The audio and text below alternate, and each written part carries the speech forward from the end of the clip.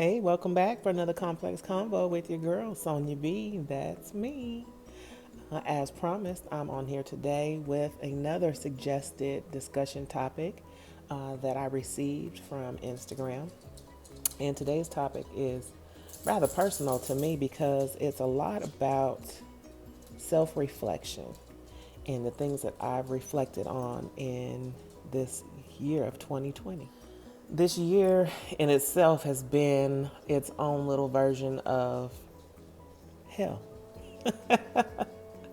However, many months we've been under certain restrictions of movement and uncertainty for a lot of people. I have taken a lot of time to do some self reflection.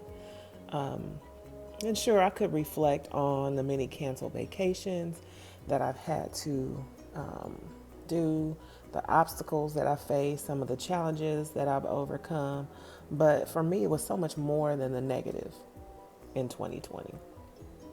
It was definitely a humbling experience.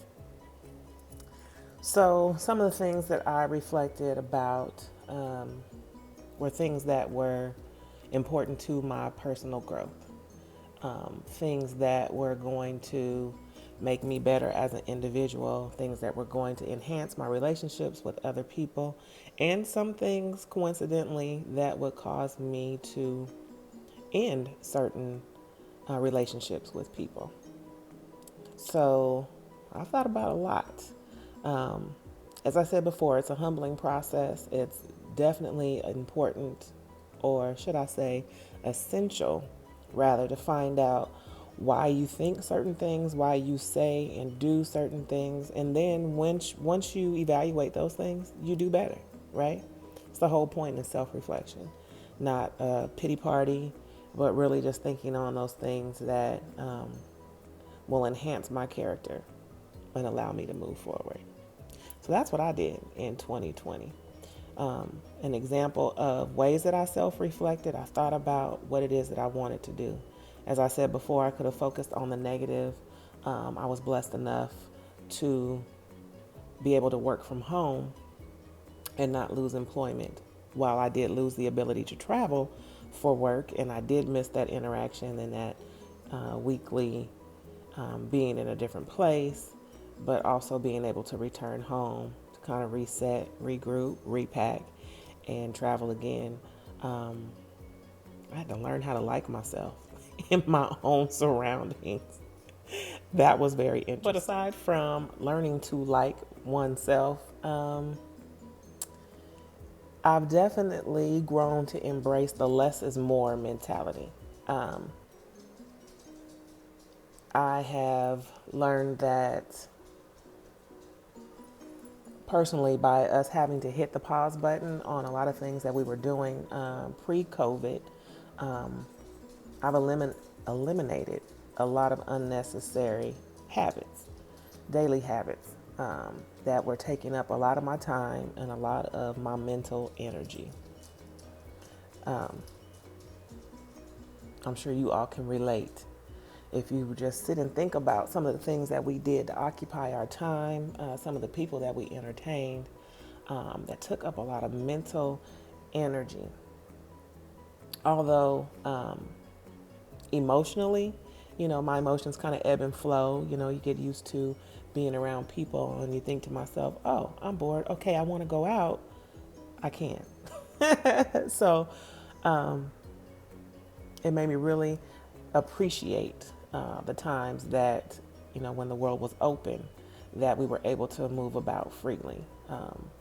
I really started to think about, the invitations that I received to go places and do things. And I said, oh, sure, yeah, I'd love to go. And then last minute, sorry, I can't make it.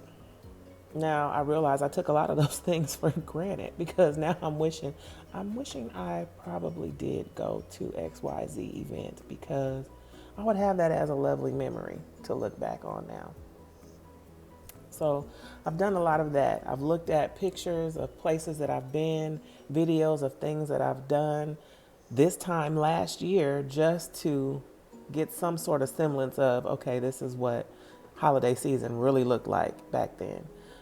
But holiday season right now doesn't look too bad. There's a lot less people. There are a lot less people around, but I appreciate every interaction that I have.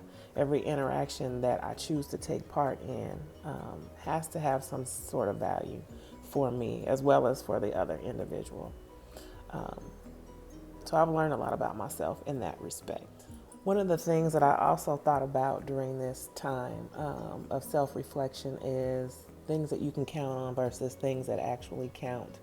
I remember reading about a commencement speech. I think it was a CEO of Coca-Cola, probably in the early 90s, late 90s, where he talked about the 5 balls. And the 5 balls, I think he said, and I'm not quoting this verbatim, it was imagining life as a game in which you're juggling 5 balls. And those 5 balls were work, family, health, friends, and spirit. So work, family, health, friends, and spirit. And then you're keeping all of these balls in the air. But out of those 5 balls, the work ball is the only one that's made of rubber. All others are made of glass. So if you drop the work ball, you're not successful at work, your work schedule changes, your work dynamic changes. You drop that rubber ball, that ball will bounce back. But if you drop any of the other balls that he talked about, your family, your friends, your spirit, and your health, those things will shatter, or they'll be scuffed, or they'll have some type of irreplaceable mark, or they become damaged, and they'll never be the same. So when I think about the year 2020 and all the many things that could have happened and the many balls that I personally was juggling in the air, which ones actually could I count on versus which things counted? We really had to think about those things that are important to us. And then you have to strive for a certain balance in your life. And I think personally, I have some semblance of balance in that. Work is work. That's that rubber ball that, if I stop doing this work today, believe me, the work will continue. But my health will not be the same if I don't maintain that.